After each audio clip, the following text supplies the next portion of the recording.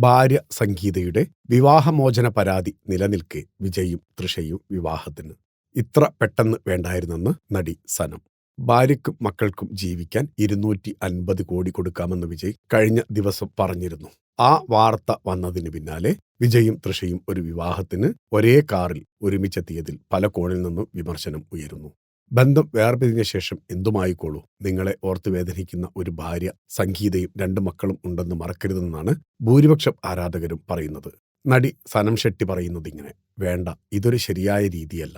ഭാര്യയുടെ ദുഃഖം ഇങ്ങനെ അവഗണിക്കാനാവില്ല. ഏറെ കാലത്തെ ഒരു ആരാധിക എന്ന നിലയിൽ ഈ സമയം ഇങ്ങനെ കാണുന്നത് വളരെ നിരാശാജനകമാണ്. നടി സനയെ വിമർശിച്ചും അനുകൂലിച്ചും നിരവധി പേർ രംഗത്തെത്തി. ചില പ്രതികരണങ്ങൾക്ക് സനം മറുപടി നൽകിയിട്ടുമുണ്ട്.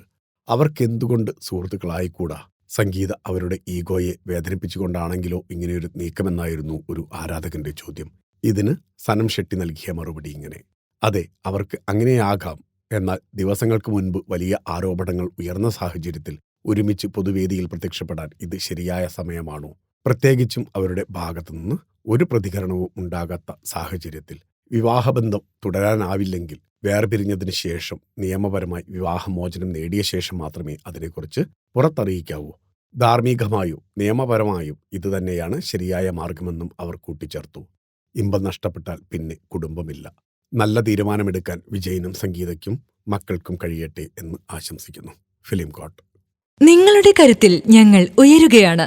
സബ്സ്ക്രൈബേഴ്സ് 10 ലക്ഷം കടന്നിരിക്കുന്നു. സ്വർണത്തളിക നേടാൻ സഹായിച്ചതിന് നന്ദി. നിങ്ങളും ബെൽബട്ടൺ അമർത്തോ. നല്ല വാർത്തകളുടെ നോട്ടിഫിക്കേഷൻ ഉടനെത്തും. വിശ്വസിച്ച് ഒപ്പം നിൽക്കുന്നവർക്ക് ഒരിക്കൽ കൂടി നന്ദി.